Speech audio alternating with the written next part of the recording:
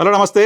నేను journalist YNR. ఆంధ్రప్రదేశ్‌లో ఎన్నికల ఫలితాలకు సంబంధించి రకరకాల లెక్కలు, రకరకాల అంచనాలు, రకరకాల సర్వేలు, రకరకాల ఇంకేమో స్టడీలు బయటికొస్తున్న నేపథ్యంలో ఎన్నికల ఫలితాలకు సంబంధించిన ఉత్కంఠ రోజు రోజుకు పెరుగుతోంది. గెలుపు పట్ల కూటమి నేతలు భారీ ధీమాతో ఉన్నారు. సేమ్ టైమ్ అధికార వైఎస్ఆర్ కాంగ్రెస్ పార్టీ కూడా ధీమాతో ఉంది. అయితే కూటమి నేతలు స్థాయిలో ధీమా వైఎస్ఆర్ కాంగ్రెస్ పార్టీకి సంబంధించిన నాయకుల్లో కనపడలేదు. వైఎస్ఆర్ కాంగ్రెస్ పార్టీకి సంబంధించిన నాయకుల్లో జగన్మోహన్ రెడ్డి గారు చెప్పిన మాట పట్ల కూడా సంతృప్తి లేదు. దాన్ని కూడా చాలామంది వైసీపీకి సంబంధించిన నాయకులు నమ్మట్లేదు అంటూ ఇంతకుముందు కూడా వీడియోలో చెప్పాను. 151 పైగా స్థానాలు గెలుస్తాయంటూ జగన్మోహన్ రెడ్డి గారు చెప్పిన మాటని సొంత పార్టీకి సంబంధించిన నాయకులు కూడా చాలామంది నమ్మలేదు. 151 రాకపోవచ్చు, గవర్నమెంట్ వస్తే చాలు తరహా వైఖరితో వైఎస్ఆర్ కాంగ్రెస్ పార్టీకి సంబంధించిన నాయకులు ఉంటూ ఉన్నారు.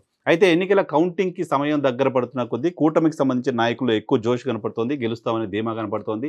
సో ఎన్నికల ఫలితాలపైన ఇప్పటివరకు స్పందించని టీడీపీ అధినేత చంద్రబాబు నాయుడు గారు నిన్న విదేశీ పర్యటన ముగించుకొని వచ్చిన తర్వాత ఆయన చెప్పిన మాట వైఎస్ఆర్ కాంగ్రెస్ పార్టీ 35 స్థానాలకే పరిమితం అవుతుంది అంటూ చెప్పారు. సో మొదటిసారి చంద్రబాబు నాయుడు గారు స్పందనగా మనం దాన్ని చూడాల్సి ఉంటుంది. సో అయితే ఎన్నికల కౌంటింగ్ సమయానికి మరోసారి ఎన్నికల ఫలితాలపైన వైఎస్ఆర్ కాంగ్రెస్ పార్టీకి సంబంధించిన నాయకులు, శ్రేణులకు కూడా నమ్మకం లేకుండా పోతున్న పరిస్థితి. బెట్టింగుల పేరుతో కూటమికి సంబంధించిన నేతలు చేస్తున్న హడావుడి ఇవన్నీ చూసిన తర్వాత వైఎస్ఆర్ కాంగ్రెస్ పార్టీకి సంబంధించిన నాయకులు, శ్రేణుల్లో కొంత గెలుపుకు సంబంధించిన ధీమా తగ్గిందనే వాతావరణం కనపడుతోంది. ఈ నేపథ్యంలో జగన్మోహన్ రెడ్డి గారు కొద్దిసేపటి క్రితం ఒక ట్వీట్ చేశారు. ఏపీ సీఎం జగన్మోహన్ రెడ్డి రేపు ఆయన 1 తారీఖున ఆంధ్రప్రదేశ్కి రాబోతున్నారు. ఆయన విదేశీ పర్యటనకి వెళ్ళారు. ఆయన 1న ఇక్కడికి రాబోతున్నారు. ఈ నేపథ్యంలో ఆయన కొద్దిసేపటి క్రితం చేసిన ఒక ట్వీట్‌ని చదివి వినిపిస్తాను. దేవుడి దయ, ప్రజలిచ్చిన చారిత్రాత్మక తీర్పుతో సరిగ్గా 5 ఏళ్ల క్రితం ఇదే రోజున మన పార్టీ అధికారంలోకి వచ్చింది.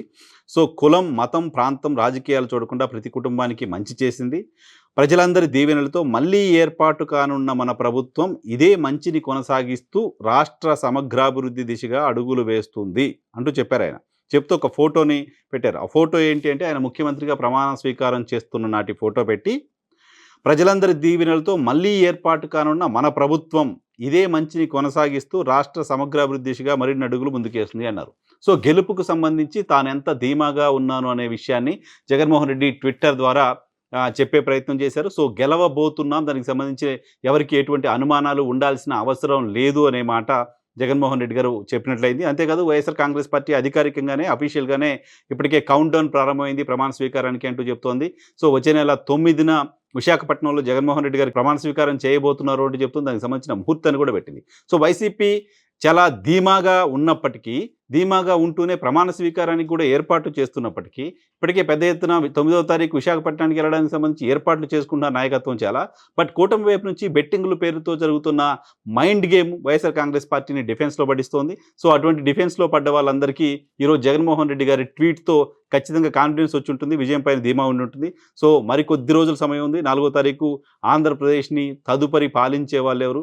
మళ్ళీ జగన్మోహన్ రెడ్డి గారికి అవకాశం ఉంటుందా? కూటమికి జనం పట్టం కడతారనేది తేలిపోబోతోంది.